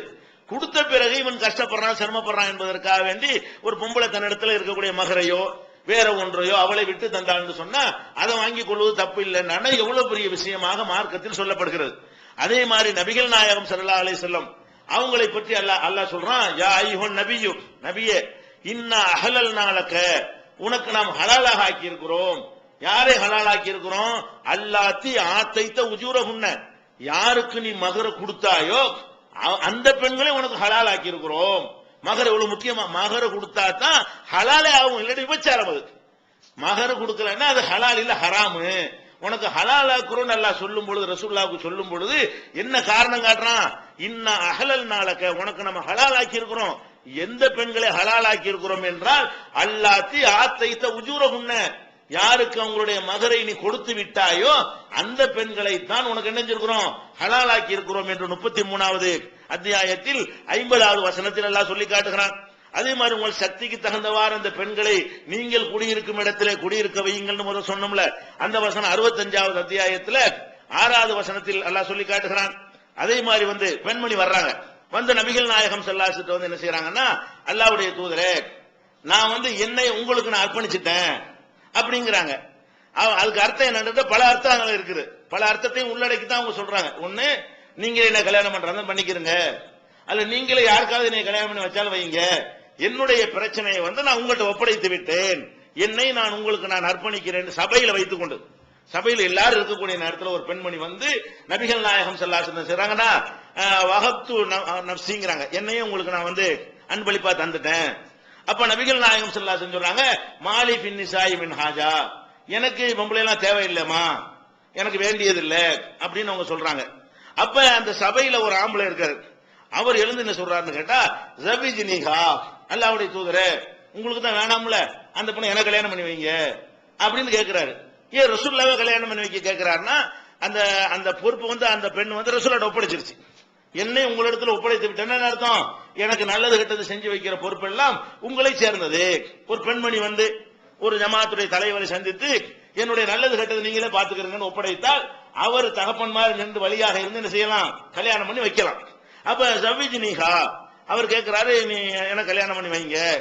அப்ப கல்யாணம் பண்ணி வைங்கன்னு இவர் கேட்கிறாரு. அந்த அம்மா கல்யாணம் பண்ற பொறுப்பு உங்கள்ட்ட ஒப்படைக்கிறேங்குது. உடனே என்ன செஞ்சிடலாங்களுக்குள்ளேயே, வாப்பா உட்கார்ப்பா கல்யாணம் பண்றேன்லாம்ல. ரசூல் ஸல்லல்லாஹு அலைஹி வஸல்லம் செய்யறாங்கன்னு கேட்டா, ஆத்திஹா சௌபன், அப்பனா என்ன செய்ய, ஒரு Dress எடுத்து கொடு. Dressங்கிற அந்த காலத்துல பெரிய விஷயம். Dressன்னா நம்ம என்ன, நமக்கெல்லாம் என்ன Dress நம்ம சாதாரண மேட்டரா போச்சு. ஒவ்வொருத்தரும் மூட்டை மூட்டை அடுக்கி வச்சிருக்கோம், பீரோ நிறைய Dress வச்சிருப்போம். அந்த காலத்து Dressன்னா என்ன, ஒரு நெசவுல கைத்தறில நெஞ்சி துணியை உண்டாக்க அவ்வளவு கஷ்டப்படணும். ஒரு ஒரு சட்டை வச்சிருந்தாங்கன்னா அது சாவர வரைக்கும் அதே போட்டு இருப்பாங்க. ஒருத்த போட்டதை ஒருத்த வாங்கி போடுறது, அந்த மாதிரி Dress எல்லாம் அதிகமா இருக்காது, பஜார்லாம் கிடையாதுல, மிஷின்ல தயாரிச்சு அனுப்புறோம். அந்த மாதிரிலாம் இல்லாத ஒரு காலம். அவருடைய தன்மையை பாருங்க, அதுக்கெல்லாம் வசதி இல்லையேங்கிறாரு. அவர்கிட்ட கேட்ட உடனே கல்யாணம் பண்ணி கேட்டார்ல, இந்த பெண்ணை நான் கல்யாணம் பண்ணிக்கிறேன். அவர் என்ன செய்யறாரு, லா அஜிது, அதெல்லாம் கிடையாது, அந்த வசதி எல்லாம் கிடையாது, கல்யாணம் பண்ணி வைக்கிறான் வைங்க, என்கிட்ட அதெல்லாம் கிடையாதுங்கிறார். ஒரு புடவை எடுத்து கொடுக்க முடியல, அவர் கெப்பாசிட்டி இல்ல, அந்த மாதிரி இருக்குது. அப்புறம் என்ன செய்யறாங்க ரசூல் ஸல்லல்லாஹு அலைஹி வஸல்லம், அதெல்லாம் முடியாது. ஆத்திஹா உலக ஹாத்தமன் மின் ஹதீத், ஒரு இரும்பு மோதிரமாச்சு கொண்டாங்க கொடு. சும்மா கல்யாணம் பண்ணி தர முடியாது. அந்த பெண்ணு என்கிட்ட பொறுப்பு கொடுத்துருச்சுல, சும்மா கல்யாணம் பண்ணி தர முடியாது, ஒரு மோதிரத்தையாவது கொண்டாந்து கொடுங்குறாங்க. அவர் என்ன செய்யறாரு, பார்த்தல்ல லஹு, மோதிரம் அதுக்கு நான் எங்க போவேன், அவ்வளவு கஷ்டமான ஆளு, ரொம்ப ரொம்ப வறிய நிலையில உள்ள ஆளு வழங்குறது. இரும்பு மோதிரம் பெரிய ரூபாயா இருக்க போது பெரிய விஷயம்லாம் கிடையாது. அப்ப இரும்பு மோதிரம் கூட இல்லைங்கிறாரு. அப்ப ரசூல் ஸல்லல்லாஹு என்ன சொல்றாங்கன்னா, சரி ஒண்ணும் இல்ல, ஆனா இவர் ஆசைப்படுறாரு, ஒரு கல்யாணம் கூடி வருது, ஏன் போட்டு லேட் பண்ணுவானு சொல்லி இந்த பெண்ணு நம்மள்ட்ட ஒப்படைச்சிருச்சு, மகர் பிரச்சனை எல்லாருமே ரசூலுல்லாஹ் டிசைட் பண்ணலாம். இப்ப நீங்களே பார்த்து முடிவு பண்ணிக்கன்னு சொன்ன பிறகு ரசூலுல்லாஹ் என்ன செய்யலாம், மகர் சம்பந்தமாவும் முடிவு எடுக்கிற அதிகாரம் தன்னால வந்துருச்சு கொடுத்ததுனால. அப்ப என்ன பண்றாங்கன்னா, மாமாக்கள் குர்ஆன், உனக்கு குர்ஆன்ல என்னென்னலாம் தெரியும் கேட்கறாங்க. அவர் என்ன செய்யறாரு, கதாவ கதா என்னென்ன சூறாவெல்லாம் தெரியுங்கிறார். அப்ப ரசூலுல்லாஹ் சொல்றாங்க, ஃபக்கத் ஸவ்வஜ்துகஹா பிமா மாக மினல் குர்ஆன், உனக்கு இந்த குர்ஆன்லாம் தெரிஞ்சிருக்கல சில சூறாக்கள், அதை காரணமாக வைத்து உனக்கு நான் கல்யாணம் பண்ணி வச்சிடுறேன். அப்ப பண்ணிட்டாங்க, பண்ணி வைத்து விட்டேன்ட்டாங்க. கல்யாண பத்திரிகை அடிக்கல, ஃபங்க்ஷன்லாம் கிடையாது. இவர் கேட்கிறாரு, மகர் பேச்சுவார்த்தை நடக்குது, அதுக்கு அவர்கிட்ட தகுதி இல்லைன்னு வழங்குகிறது. உடனே என்ன பண்ணிட்டாங்க, சரிப்பா உனக்கு குர்ஆன்லாம் தெரிஞ்சு வச்சுக்கிறீங்களா, அந்த தகுதிக்காக வேண்டி மகர் இல்லாம நான் என்ன செஞ்சேன், உனக்கு கல்யாணம் பண்ணிட்டேன் அப்படின்ட்டாங்க. சொன்னாங்கல்ல, அது சொன்னவனே கல்யாணம் நிறைவேறி போச்சு. இதுக்கு சடங்குலாம் ஒண்ணும் கிடையாது, அங்கனுக்குள்ளே உனக்கு கல்யாணம் பண்ணி தந்து விட்டேன்ட்டாங்க ரசூல் ஸல்லல்லாஹு அலைஹி வஸல்லம். இது புகாரில 5020 நிறைய இடத்துல வருது. உதாரணத்துக்காக எடுத்து பார்ப்பதற்காக வேண்டி புகாரில 5029வது ஹதீஸில் இதை நீங்கள் பார்க்கலாம். அப்ப இதுல என்ன வழங்குறது, ஒரு ஆள் கல்யாணம் பண்ணி கேட்ட உடனே முதல் பேச்சு என்ன, நீ என்ன வச்சுக்கிற, குடுப்பியா, சின்ன ஒரு பொருளாச்சும் கொடுப்பியான்னு கேட்கிற அளவுக்கு ஆண்கள் தான் பெண்களுக்கு கொடுக்க வேண்டும் என்பதுல அவ்வளவு தெளிவாக நபிகள் நாயகம் ஸல்லல்லாஹு அலைஹி வஸல்லம் அவர்கள் இருந்திருக்கிறார்கள். அதே மாதிரி அன்றைய காலத்துல ஜாகில்களே மகர்கள் கொடுத்துட்டு இருந்தாங்க. ரசூலுல்லாஹ் இஸ்லாத்தை சொல்றதுக்கு முன்னாடியே அபூஜஹில் வகைராக்களே என்ன கல்யாணம் பண்றாங்க, மகர் கொடுக்கணும், நம்ம தான் கொடுக்கணும்ங்கறத புரிஞ்சு வச்சிருந்தாங்க. அவங்க அந்த மகர் கொடுக்காம ஏமாத்துறதுக்கு ஒரு தந்திரம் பண்ணாங்க. இந்த மாதிரி குடும்பம் பண்ணல, பொம்பளைகிட்ட கேட்கிற குடும்பம் அவங்க பண்ணல. அவங்க இந்த மகர்ல இருந்து தப்பிக்கிறதுக்கு அவங்க பண்ண கொடுமையை பார்த்தோம்னா அது கொடுமைன்னு சொல்ல இயலாது. நம்ம பண்ற கொடுமையோட கம்பேர் பண்ணோம்னா, நம்ம பண்ணி பெண்கள்கிட்ட கேட்கிறோமே இதோட ஒப்பிட்டு பார்த்தோம்னு சொன்னா இது ஒரு பிரச்சனை இல்லைன்னு சொல்லணும். ஆனா அதை ரசூலுல்லாஹ்வுக்கு பிடிக்கல. என்ன பண்ணுவாங்கன்னு கேட்டா, ஏன் தங்கச்சி உனக்கு நான் கல்யாணம் பண்ணி தந்துடுறேன், அதுக்கு நீ மகர் தரணும்ல, நீ தர வேணாம். உன் தங்கச்சி எனக்கு கல்யாணம் பண்ணி கொடு, அதுக்கு நான் மகர் தரணும்ல, அது தர வேணாம் அப்படின்னு சொல்லிட்டு இதை எடுத்துக்கிட்டாங்க. இதுல ஒரு வகையில பார்த்தோம்னா மகர்லாம் ஏமாத்தப்படல. என்ன பண்றாங்க, நஹா ரசூலுல்லாஹி ஸல்லல்லாஹு அலைஹி வஸல்லம் அனி சிகார், இதுக்கு பேர் சிகார்னு பேரு.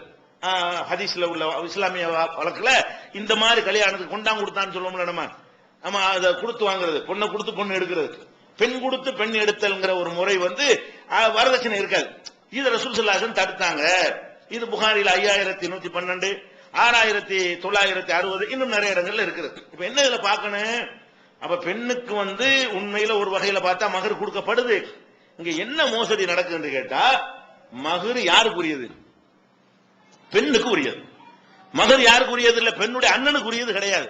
இவன் என்ன செய்யறான், அந்த பெண்ணு மகரை வாங்கி அந்த பொண்ணுல கையில வச்சுக்கிறேன்னு இவன் என்ன பண்றான், என் தங்கச்சிக்கு நீ கொடுக்குற மகரை நான் தள்ளுபடி பண்றேன், இவன் தள்ளுபடி பண்றான். அவன் தங்கச்சி கொடுக்குற மகரை அவன் என்ன செய்யறான், நான் தள்ளுபடி பண்றேங்கிறான். இப்ப ரெண்டு பயல்களுமே பொம்பளை கொடுக்குற சொல்றாங்க. அது அங்க உள்ள மேட்ரு. மகர் கொடுக்கப்படுகிறது, அந்த கொடுக்கிற மகர் இடம் மாத்தி கொடுக்கப்படுகிறது. இதை வச்சுதான் ரசூலுல்லாஹ் என்ன பண்றாங்க, இதை தடுக்கிறாங்க. இதையே உன்னிப்பா தடுத்தாங்கன்னா டவுரி எங்க போய் நிக்கிறது? அடே மகர்ல இப்படி எக்ஸ்சேஞ்ச் பண்றான, இதையே ரசூல் ஸல்லல்லாஹு அலைஹி வஸல்லம் இவ்வளவு கடுமையா தடுத்திருக்கிறாங்கன்னு கேட்டா, நீ கொடுக்கவே மாட்டேங்கிற, வாங்க உள்ள செய்யற. நீ அவள்கிட்ட தாண்டு கேட்கிற. கொடுக்கறதை விட ஒருத்தர் திருவோடல பிச்சை கேட்டு வர்றான்னு கேட்டா, நாங்க கொடுக்கத்தானே செய்யறோம். உலகத்தை ஏமாத்த அல்லாஹ்வை ஏமாத்த முடியுமா?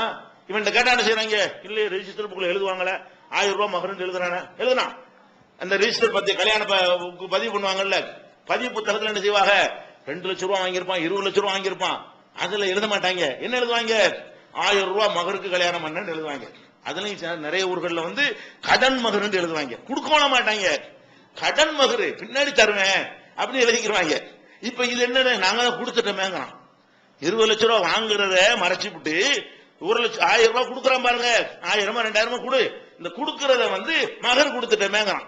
இது எது மாதிரி இருக்கு, ஒருத்தன் பிச்சை எடுக்க வர்றான், திருவோட ஏத்திட்டு வர்றான், அது ஓட்டுக்கு போய் திருவோட மரியாதை ஓடான், அப்படியே வச்சிருக்காங்க. அதுக்கு என்ன செய்யறது, அந்த திருவோட்டை எடுத்துக்கிட்டு என்ன செய்யறான், பிச்சை எடுக்கிறதுக்காக வர்றான்.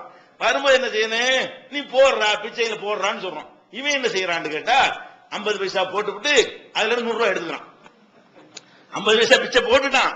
போட்டுட்டு என்ன செய்யறான்னு கேட்டா, அவன் 1000 வீட்டுல பிச்சை எடுத்து வச்சிருப்பான், 100 ரூபாய் அதுல கிடக்கும்ல, அதுல இருந்து 50 காசு போட்டு 100 ரூபாய் தலை எடுத்து பாக்கெட்ல வச்சுட்டான். இவன் யாரு, இவன் பிச்சை போட்டவனா அல்லது இவன் ஒரு அயோக்கிய பயலான்னு யோசிச்சு பாருங்க. அதுக்கு நமக்கு என்ன வித்தியாசம் இருக்கு? நீ 1000 ரூபாய் மகருன்னு கொடுத்துட்டு 2 லட்சம் அப்படி சொல்லி லட்டு மாதிரி தூக்கிறியப்பா. மகருக்கு 1000 ரூபாய் கொடுன்னு உனக்கு சொல்லியாச்சு, குடுண்டால வாங்க கூடாதுன்னு அர்த்தம். ஏன் குடுன்னு சொல்லியிருக்கு, மகர் மட்டுமா கொடுக்க சொல்லியிருக்கு, கல்யாணத்துக்கு பிந்தி உன்னை கொடுக்க சொல்லியிருக்கு, கல்யாண விருந்து கூட நீ தான் கொடுன்னு சொல்லப்பட்டிருக்கிறது. அப்ப இந்த கல்யாணம்ங்கிற பேரை வச்சுக்கிட்டு பெண் விட்ட எந்த ஒரு வரவு செலவும் இருக்கவே கூடாது. அப்படி சொன்ன ஒரு மார்க்கத்தில் என்ன பண்ற, இப்படி வாங்கினீங்கன்னா திருவோட்டுல திருடுறவனுக்கு இவனுக்கு என்ன டிஃபரெண்ட் இருக்குன்னு யோசிச்சு பாருங்க. அவ்வளவு பெரிய கொடுமையை சாதாரணமா நம்ம செய்து கொண்டு இருக்கிறோம். அதே மாதிரி பன்கிஹுன்ன பிஇذن அஹ்லிஹின்ன, பெண்களை அவங்க குடும்பத்தாருடைய அனுமதியை பெற்று நீங்கள் கல்யாணம் செய்து கொள்ளுங்கள். ஆத்துஹுன்ன உஜுருஹுன்ன பில் மாரூஃப், அவங்களுக்கு கொடுக்க வேண்டிய மகரை நியாயமா கொடுத்து விடுங்கள். நியாயம் அவங்களுடைய பொருளாதார நிலைமை, அவங்களுடைய தகுதி எல்லாத்தையும் அனுசரித்து கொடுக்க வேண்டும். 1000 ரூபாயில அந்த காலத்துல ஒரு காசே கிடையாது. இந்த காலத்துல 1000 ரூபாய் ஒரு பொருளா, 1000 ரூபாய்க்கு அதை வாங்க முடியுமா? முடியாது. ஒண்ணும் இல்லாத 1000 ரூபாய்க்கு ஒரு பவுன் நகை கூட வாங்க இயலாது. அப்ப ஒரு மூக்கு போட்டு கூட வாங்க முடியாது. அந்த மாதிரி இல்லாம நம்ம காலத்துக்கு தகுந்தவாறு என்ன செய்யணும், நியாயமான முறையில் நீங்கள் மகரை கொடுத்து விடுங்கள் என்று 4வது அத்தியாயம் 25வது வசனத்தில் எல்லாம் அது கட்டளை எடுக்கிறான். அதே மாதிரி மக்காவுல இருந்து ஹிஜ்ரத் பண்ணி நிறைய பேர் வருவாங்க. அதாவது ஹிஜ்ரத் பண்ணி வர்றதுல ஆண்கள் வருவாங்க, பெண்கள் வருவாங்க. இந்த பெண்கள் வரக்கூடிய நேரத்தில் அவங்களுடைய புருஷமாரோ காபிரா இருப்பாங்க. அவங்க காபிரா இருப்பான், இவங்க இஸ்லாத்துக்கு வந்துருவாங்க. அப்ப இந்த காபிரோட வாழக்கூடாது என்பதற்காக வேண்டி கணவனை கூட துறந்து விட்டு என்ன செய்வாங்க, ஹிஜ்ரத் பண்ணி வருவாங்க. அப்ப அல்லாஹ் என்ன பண்றான், இதா ஜாக்கல் மூமினாத்து முஹாஜிராத்தின், ஹிஜ்ரத் செய்து பெண்கள் உங்களிடத்துல வந்தார்களே ஆனால் வம்தஹினுஹுன்ன, அவங்க நல்லா சோதிச்சு பாத்துக்கிறங்க, அவங்க மூமின் தானா, நடிக்கிறதுக்கு உளவு பார்க்க வந்திருக்காங்களா என்பதை நல்லா செக் பண்ணிக்கிறங்க. ஃபைன் அலிதுமுஹுன்ன மூமினாத்தின், அவர்கள் மூமின்கள் என்று உங்களுக்கு தெரிய வந்தால், விசாரணைக்கு பிறகு தெரிய வந்தால், பல தர்ஜுஹுன்ன இலல் குஃபார், அந்த குஃபார்கள் பக்கம் நீங்க அனுப்பிடாதீங்க, இங்க வச்சுக்கிறங்க கணவனை விட்டு அப்படின்னு சொல்லிவிட்டு, அந்த பெண்களை அவளுக்கு அங்க புருஷன் இருந்தாலும் அது செல்லாதுல, மதம் மாறிவிட்டால் திருமணம் ரத்தாகி போயிடும். அப்ப திருமணமே இல்ல, தலாக்கு டைவர்ஸ் தனியா வாங்க வேண்டியது இல்ல. அப்ப அவங்க அவங்களுடைய திருமண உறவு முறிந்து விட்டதுனால நீங்க வேணா கல்யாணம் பண்ணிக்கிறீங்க. இங்க உள்ள ஆளுக்கு யாராவது என்ன செய்யுங்க, அப்படி வரக்கூடிய பெண்களை நீங்கள் திருமணம் செய்து கொள்வது குற்றம் இல்லை என்று ஒரு வசனத்தில் எல்லாம் சொல்றான். வலாஜுனாக அழைக்கும் அன் தன்கிஹுன்ன, அந்த பெண்களை மணந்து கொள்வது உங்கள் மீது குற்றம் இல்லை என்று சொல்லிட்டு, எப்ப குற்றம் இல்லை என்றால் இது ஆத்தைத்துமுஹுன்ன உஜூரஹுன்ன, அவங்களுக்கு மகரை நீங்க கொடுத்து விட்டால் குற்றம் இல்லை. எவ்வளவு எந்த ஒரு இடத்துல இது திருப்பி திருப்பி எல்லாம் சொல்றான். கல்யாணம் பேசினாலேயே மகர் கொடுத்தியாங்கிறது ஞாபகப்படுத்துறான். அப்ப அவனுடைய இன்னொருத்த மனைவியா இருந்து கொண்டு வருகிறார்கள். அந்த பிரச்சனைக்கு கூட அல்லாஹ் தீர்வு சொல்லாம எதை சொல்றான், நீ அவளை கல்யாணம் பண்ணிக்க, மகரை கொடுத்தா பண்ணிக்க. பெண்ணுக்கு இது 60வது அத்தியாயத்துல 10வது வசனத்தில் இருக்கிறது. அப்ப இந்த மாதிரி இருக்குன்னு பார்க்கணும். இன்னும் சொல்ல போனால் இந்த மகருங்கிறது பெண்ணுக்கு தான் ஆணு கொடுக்கணுங்கிறது, வரதட்சணை வாங்கக்கூடாது என்பதற்கு இது ரசூலுல்லாஹ் காலத்துக்கு முந்தையே பிடிச்சி இருக்கிற ஒரு நடைமுறை தான் என்பதற்கு மூசா நபியுடைய வரலாறு உங்களுக்கு தெரியும். அதெல்லாம் சொல்லி காட்டுறான். அவர் என்ன பண்றாரு, மூசா நபி உள்ளூர்ல இருக்கும்போது 2 பேரும் சண்டை போட்டுக்கிறாங்க. ஒரு ஆளு மூசா நபியுடைய சமுதாயத்தை சேர்ந்தவன், இன்னொரு ஆளு வேற சமுதாயத்துக்கான. 2 பேரும் அடிச்சிட்டு இவர் தன்னுடைய சமுதாயத்துக்கு அவருடைய நியாயம் கேட்க போய் என்ன பண்றாரு, எதிரி சமுதாயத்துக்கு ஒரு குத்து கொடுறாரு, ஆளு மண்டையை போட்டான். அவர் கொல்லணும்னு கொல்லல, என்னடா எங்காலன்னு அடிக்க போச்சா அப்படின்னு சொல்லிட்டு அப்படி செஞ்சிருக்க கூடாது மூசா நபி. அவரே பின்னாடி உணர்ந்து ஹாராமின் அமளி செய்தான், இது செய்தான் வேலை, நான் செஞ்சிருக்க கூடாதுன்னு சொல்லி பின்னாடி அவர் சொன்னார்னு அவர் எல்லாம் மன்னித்து விட்டான்னு வருது. அது வேற, அவர் இன உணர்வுலாம் செஞ்சாரு, அது அவரை ஒத்துக்கொண்டு சைத்தானுடைய வேலைன்னு சொல்லி மன்னிப்பும் கேட்டு எல்லாம் மன்னித்து விட்டதாகவும் குர்ஆன்ல இருக்கிறது. நம்மள அவன் நபி மேல அவதூறு பண்ணிட்டான்னு சொல்லக்கூடாது. அப்ப ஓங்கி குத்துனாரா, அப்புறம் ஊர்ல தேட ஆரம்பிச்சுட்டாங்க, கொலை செஞ்சுட்டாருன்னு சொல்லி ஓட்டம் எடுத்து வேற ஊருக்கு போயிட்டாரு. இன்னும் மதியங்கிற ஊருக்கு போறாரு. அந்த ஊருக்கு போனோன்னு என்ன ஆகுது, அவங்க ஒரு பெரியவர்கிட்ட போய் அடைக்கலாம் தேடுறாரு. அந்த பெரியவர்கிட்ட போன அவர் என்ன செய்யறாருன்னா, நீ பார்த்தா நல்ல பிள்ளையா இருக்கிற, நீ வெளியூர்காரன் வேற இருக்கிற, உனக்கு என் மகளை கல்யாணம் பண்ணி தர்றான். ஆனா கல்யாணம் பண்ணி தர்றான்டா சும்மா தர மாட்டேன், அதுக்கு நீ ஒரு வேலை என்ன வேலை செய்யணுங்கிறாரு, 8 வருஷத்துக்கு நீ வேலை செய்யணுங்கிறாரு. கல்யாணத்துக்கு மகர் என்ன, 8 வருஷ உழைப்பு. ஒரு நாளைக்கு ஒரு 200 ரூபாய் சம்பளம் வச்சுக்கிறோம், ஒரு ஆளுக்கு 200 ரூபாய் வச்சுக்கிட்டோம்னா மாசம் 6000 ரூபாய் ஆச்சு. அப்ப ஒரு வருஷத்துக்கு 72,000 ரூபாய் ஆச்சு. 8 வருஷத்துக்கு 5.5 லட்சம் ரூபாய் கிட்ட வரும். அப்ப ஒரு மகரு 5 லட்சம் ரூபாய் கேட்கிறாரு பாருங்க. ஒரு பொண்ணை கல்யாணம் பண்ணி தர்றாந்தா 5 லட்சம் ரூபாய் எண்ணி வைங்கிறாரு, 8 வருஷம் உழைப்பு கொடுக்கிறாரு. அது வருது பாருங்க. கால அவர் சொல்லுகிறார் மூசா நபிட்ட, இன்னி உரீத நன்கிஹக இஹ்தா இப்னத்தை ஹாத்தைனி, இந்த 2 புதல்விகளில் ஒருத்தியை உனக்கு நான் கல்யாணம் பண்ணி தர விரும்புகிறேன். கண்டிஷன் என்னன்னு கேட்டா, அலா அன் தஜுரனி சமானிய ஹஜஜின், 8 வருஷம் நீ உழைக்க வேண்டும், என்னுடைய வயல்ல தோட்டத்துல ஆடு மேய்க்க ஒரு வேலை இருந்திருக்க மாட்டேன், அது 8 ஆண்டுகள் எனக்கு என்ன செய்யணும், நீ உழைக்க வேண்டும், உடல் உழைப்பு செய்ய வேண்டும், என்கிட்ட தான் நீ வேலை பார்க்கணும் என்று அக்ரிமெண்ட் போட்டு இதுக்கு தான் இதான் மகர், இந்த மகரை வாங்கி கொண்டு உனக்கு என் மகளை கல்யாணம் பண்ணி தர்றேன். அவர் 8 கூட அதிகமா உங்களுக்கு தெரியுதுல, அவருக்கு அது குறைவா தெரியுது, நான் கம்மியா தான் சொல்லி இருக்கிறேன்.